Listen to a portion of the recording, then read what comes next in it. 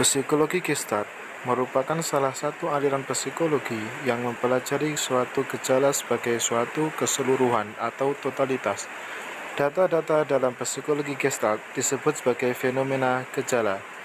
Berikut, saya akan menggunakan aliran Gestalt dalam menyelesaikan masalah yang dialami oleh klien.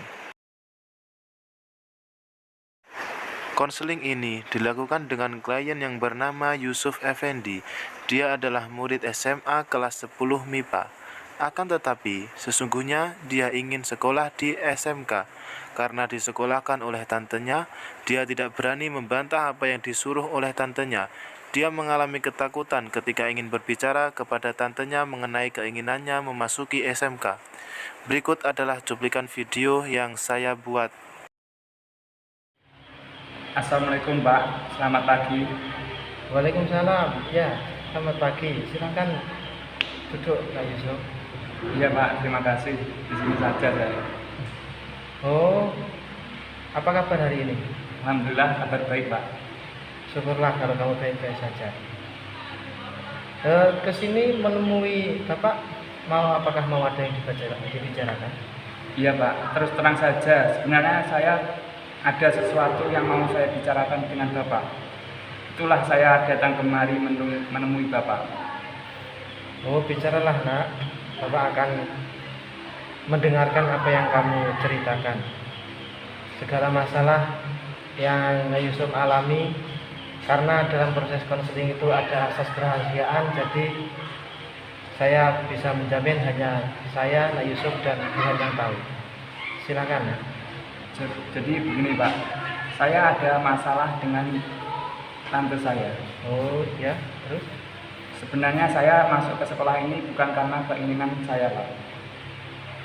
Bukan keinginan kamu? Iya, sungguh bukan keinginan saya untuk masuk di sekolah ini. Sebenarnya awalnya saya mau masuk di SMK Ya. karena saya ingin mengambil perkantoran Bapak. Saya lebih suka dengan jurusan perkantoran ini karena memiliki banyak praktek. Bagaimana selayaknya orang-orang di kantor bekerja. Sedangkan kalau di SMA kebanyakan belajar materi sesuai dengan mata pelajaran masing-masing, dan saya rasa bahwa saya lebih mampu di jurusan perkantoran. Begitu. Tetapi tante saya menyuruh untuk masuk di sekolah ini, Pak. Katanya SMA lebih bagus dari SMK. Ya. Kalau SMK tidak ada waktu saya di rumah untuk bekerja dan belajar karena kebanyakan praktek di luar. Jadi jurusan yang saya saat ini ambil di sekolah ini yaitu IPA, tidak sesuai dengan minat saya. Begitu. Oh begitu.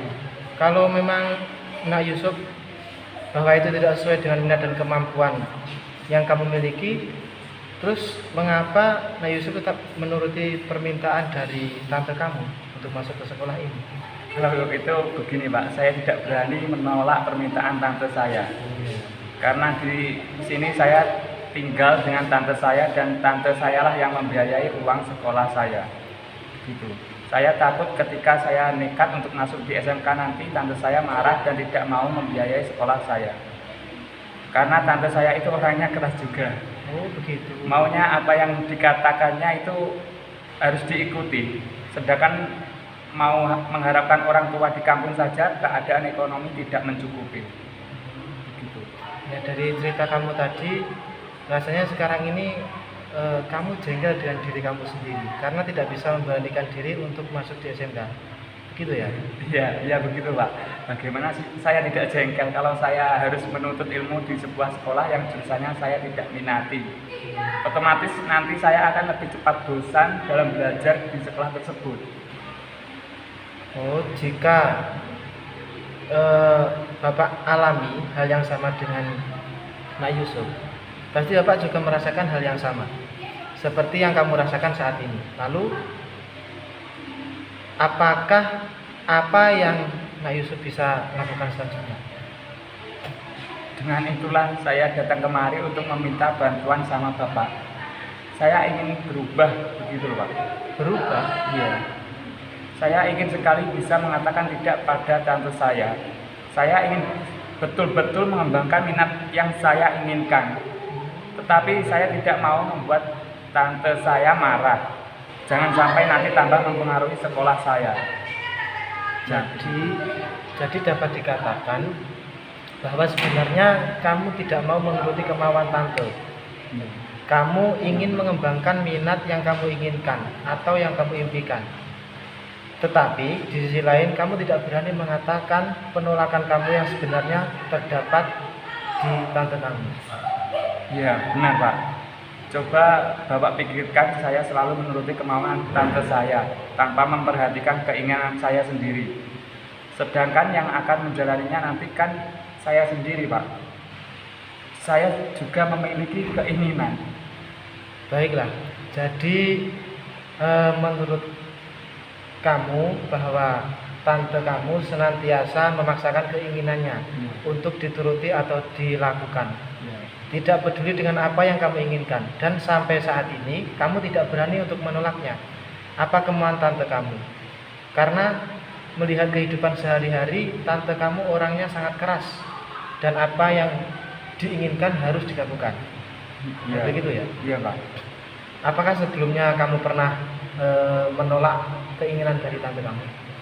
Ibu saya selalu mengatakan bahwa tidak usah membantah.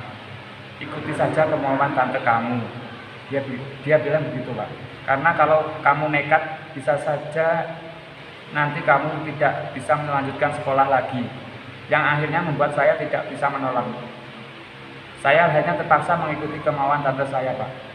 Lalu kamu setuju dengan apa yang dikatakan ibumu? Sebenarnya saya tidak setuju. Tapi mau bagaimana lagi, saya tidak berani untuk tetap membantah. Begitu. Tetapi kalau kamu tidak akan berani untuk mencoba, maka kamu akan terus-menerus seperti ini, selalu mengikuti kemauan tante kamu, dan hal ini membuat kamu tidak memiliki kesempatan untuk hidup mandiri. Lalu saya harus bagaimana Pak? Jadi begini, kita akan coba permainan dialog atau biasa disebut dengan kursi kosong.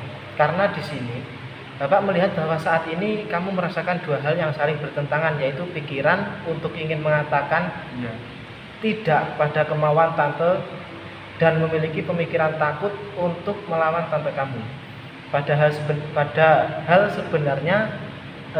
sebenarnya kamu ingin.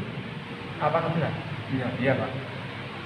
Nah, yang ingin kamu lakukan sekarang adalah katakan apa yang sebenarnya ada di pikiran kamu saat ini sehubungan dengan pertentangan tersebut. Anggap saja bahwa pikiran kamu yang menyuruh untuk melawan adalah posisi underdog kamu. Sedangkan pikiran yang menyuruh kamu mengikuti kemauan tante kamu adalah posisi top dog kamu. Di sini kita akan tahu pikiran mana yang akan kamu menangkan, dan dari sini pula kita akan mengambil tindakan ke depan. Bagaimana? Apakah kamu sudah mengerti? Iya Pak, saya mengerti. Alhamdulillah. Baiklah, siapkan diri kamu benar-benar sebelum kita memulai. Apakah kamu sudah siap? Iya Pak, saya sudah siap. Ya, baik. Silahkan posisikan tubuhmu senyaman mungkin. Kemudian tarik napas pelan-pelan dari hidung dan keluarkan melalui mulut. Lakukan sebanyak 3 kali. Coba bayangkan apa yang sebenarnya kamu inginkan saat ini sehubungan dengan keinginan tante kamu. Saya ingin mengatakan tidak sama tante saya, tapi saya rasa tidak mungkin. Kata siapa tidak mungkin? Mana mungkin saya berani melawan tante saya. Apalagi orang tua saya selalu mengingatkan agar jangan melawan. Dengan saya mengikuti apa yang tante saya inginkan, berarti saya berbakti kepada orang tua saya. Selalu mengatakan bahwa jangan pernah melawan, lebih baik diam daripada melawan. Saya pikir itu benar. Tetapi kalau saya melawan atau tidak menuruti keinginan tante saya, maka bisa jadi sekolah saya terganggu nantinya. Mungkin saja tante saya tidak mau membiayai sekolah saya lagi. Terus? Kalau seandainya tidak dibiayakan, saya bisa mengurus beasiswa atau berusaha untuk mandiri mencari biaya sekolah saya sendiri. Masa saya terus-menerus merasa takut? saya harus melakukan sebuah perubahan. Jangan sampai tante saya terus-menerus seperti ini. Kalau begini terus kapan saya bisa maju? Cukup dulu sementara Nak Yusuf. Dari sini kita bisa tahu bahwa sebenarnya kamu percaya pada diri kamu. Dan kamu mengatakan bahwa kamu bisa, dan dapat diambil kesimpulan bahwa kamu harus benar-benar bisa melawan kemauan tante kamu. Ya kan? Iya, betul. Tetapi saya tidak tahu bagaimana saya mengungkapkan ini semua. Di sini kita akan melakukan teknik MT chair atau teknik kursi kosong. Yang kedua, silakan persiapkan diri kamu, posisikan badan senyaman mungkin seperti yang tadi. Tarik nafas pelan-pelan, keluarkan dari hidung, lakukan selama 3 kali. Bayangkan di kursi ini ada bapak kamu, dan kamu mengatakan yang sebenarnya kepada tante kamu. Coba diceritakan kembali apa yang kamu bisa bayangkan. Tante, Yusuf minta maaf sebelumnya. Sebenarnya saya tidak mau menolak apa yang tante inginkan dari saya. Tetapi saya juga tidak bisa memaksakan diri untuk di SMA. Saya lebih senang jika saya di SMK, karena di sana saya bisa langsung mempraktekkan, bukan hanya mempelajari materi saja. Percuma juga saya masuk di sekolah tersebut jika saya tidak memiliki minat. Saya hanya akan menghabiskan uang tante saja untuk biaya sekolah. Coba bayangkan, bagaimana tanggapan tante kamu setelah kamu mengatakannya sejujur-jujurnya? Ya tidak apa-apa. Kenapa kamu tidak mengatakannya ketika tante mendaftarkan kamu di SMK bahwa kamu lebih senang di SMK? Jika itu yang memang betul-betul kamu mau, silakan kamu bisa pindah sekolah. Tante juga sadar bahwa seharusnya tante jangan terlalu mengikuti kemauan tante sendiri. Dan yang menjalaninya adalah kamu sendiri. Kamu yang akan merasakan suka dukanya. Setelah kita melakukan ini, di mana kamu akan menyampaikan hari ini atau memberikan penjelasan kepada tante kamu? Nanti saya akan mencobanya, Pak, setelah saya sampai di rumah. Baik, setelah proses konseling yang kita lakukan sejauh ini, bagaimana sekarang perasaan kamu? Saya sudah merasa lega, nyaman, tenang, dan bahkan saya memiliki keberanian untuk memberikan penjelasan kepada tante saya nanti. Ya baiklah, semoga pertemuan kita hari ini dapat bermanfaat. Lain kali jika ada waktu dan ada yang mau diceritakan sama Bapak atau mungkin melakukan konseling, silakan saja datang menemui Bapak di ruangan ini ya. Iya Pak, terima kasih atas bantuannya, sangat bermanfaat.